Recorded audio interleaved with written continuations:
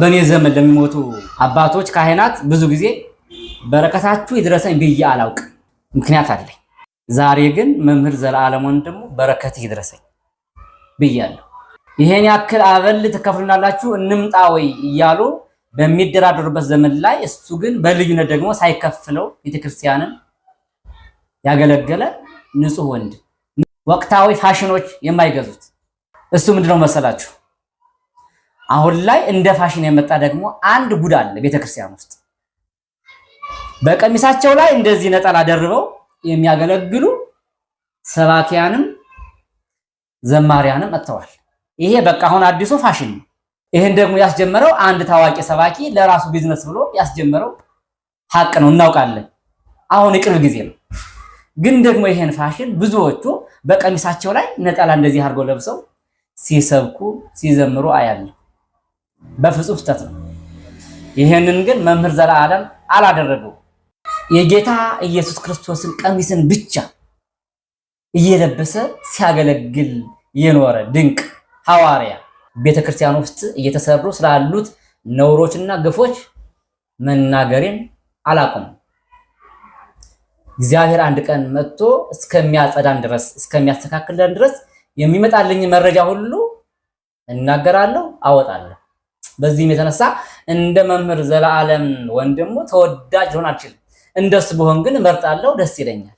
የዘመኔ ቅዱስ ጴጥሮስ የዘመኔ ቅዱስ ጳውሎስ መምህር ዘለዓለም ወንድሙ ከዚህ ዓለም በሞት ተለይቷል፣ ሸኝተነዋል። ያሳዝናል የሚለው ቃል ራሱ ያንሳል፣ ቃል የለም እንጂ።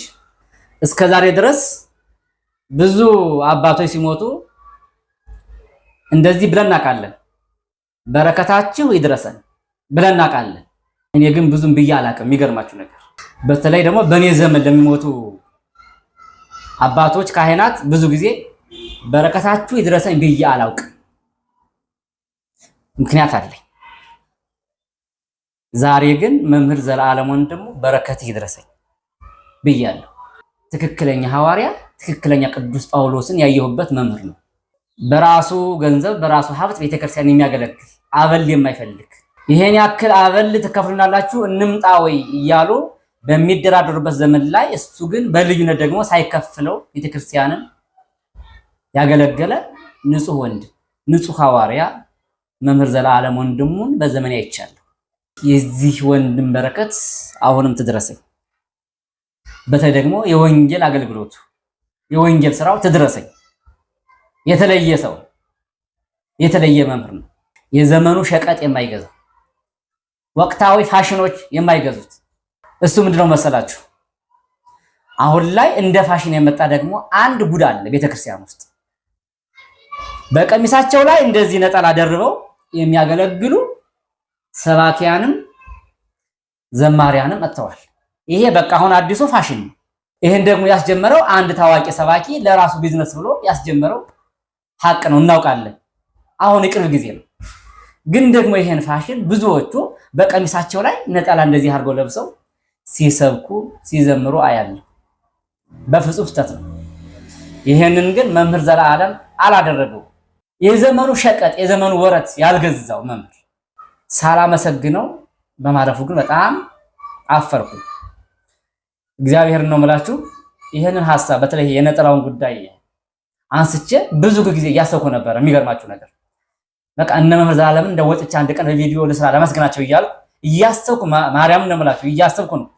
ድንገት በሞት የተጠራው ይሄ ወንድማችን የሚገርም ሰው በቃ የጌታ ኢየሱስ ክርስቶስን ቀሚስን ብቻ እየለበሰ ሲያገለግል የኖረ ድንቅ ሐዋርያ የቅዱስ ጳውሎስ ተማሪ ልጅ እምለው በዘመኔ እሱን ነው። በነጠላ አለባበሱ ላይ ወንድሙም መምህር አድነውም ነጠላ ሲለብስ አይቼው አላውቅም። በዚህ በጣም አደንቀዋለሁ፣ አከብረዋለሁ። እንደዚህ ነው መሆን ያለበት። ጊዜያዊ ነገር ጊዜያዊ ፋሽን እያየህ ለምን ትጓዛለህ ወዳጅ? የሌለ ስርዓት የሌለ ህግ። ቀሚሱ እኮ የራሱ የሆነ ትርጉም አለው አይደል እንዴ? እንደምታስተምሩ እንደምትነግሩ ቀሚሱ የራሱ የሆነ ስርዓትና ትልቅ የሆነ መልእክት አለው ቀሚሱ ብቻ ሲሆን፣ ከላይ ነጠላ የሚለው ግን ከየት የመጣ ፋሽን ነው? እንደነገርኳችሁ የሆነ ወቅት ለቢዝነስ ለማስታወቂያ የተጀመረ ፕሮግራም ነው።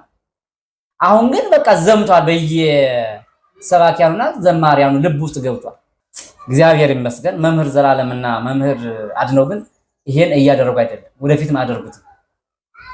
ቀሚሷ ብቻ የራሷ ዋጋ እንዳላት ስለማምን እኔም ቢሆን ወደፊት ባገለግል በዚህ ውስጥ ከላይ ነጠላ አልጠቀምበት አምር። እንደዛ ከሆነ የቀሚሱን ዋጋ አሰጣዋለሁ። ቀሚሱ ዋጋ የለውም ማለት ነውና ይህንን የመሰለ መምህር በማጣታችን እጅግ ከስረናል፣ ወድቀናል፣ ተመተናል። ከጥግ እስከ ጥግ ለሱ ያላዘነ አንድም የቤተክርስቲያን አገልጋይ የለም። ሐዋርያነት እንደዚህ ነው፣ ሰባኪነት እንደዚህ ነው። ደስ ይላል። እኔም እንደሱ ብሆን ደስ ይለኛል። የሚገርማችሁ ነገር ግን አይቻልም። ከላይ ሲሰጥ ነው። አውሰ ደግሞ እኔ በሚዲያው ዓለም ስላለው ብዙ ሰው ይጠላኛል፣ ብዙ ሰው ደግሞ ይደግፈኛል። የሚደግፈኝ ማን ነው ካላችሁ እውነተኛውና ሐቀኛው ብቻ ነው።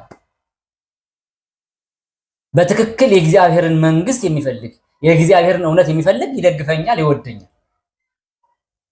ከዛ ውጭ ከእግዚአብሔር ሕግና ስርዓት ውጭ ሆኖ ደግሞ አጥብቆ ይጠላኛል፣ ያወግዘኛል፣ ይጸየፈኛል። አውቃለሁ። ግን ደግሞ ስለ እውነት እኖራለሁ፣ እጋደላለሁ። ስለ ቤተክርስቲያን አወራለሁ፣ እናገራለሁ። ቤተክርስቲያን ውስጥ እየተሰሩ ስላሉት ነውሮችና ግፎች መናገሬን አላቆምም። እግዚአብሔር አንድ ቀን መጥቶ እስከሚያጸዳን ድረስ እስከሚያስተካክለን ድረስ የሚመጣልኝ መረጃ ሁሉ እናገራለሁ፣ አወጣለሁ። በዚህም የተነሳ እንደ መምህር ዘላለም ወንድሙ ተወዳጅ ሆን አልችልም። እንደሱ ብሆን ግን እመርጣለሁ፣ ደስ ይለኛል። ለእኔ ምሳሌና ራእይ ነው። ወንድማችን መምህር ዘላለም ወንድሙን ነፍስ ይማር ልለው አልደፍርም። በቁሙ የዳነ ሰው ነው። በቁሙ ምሕረትን ያገኘ ሰው ነው። በቁሙ የተባረከ ሰው ነው። እኔ ማንነኝና ነው እሱን አሁን ነፍስ ይማር ብዬ ልናገር የምችለው? አልችልም።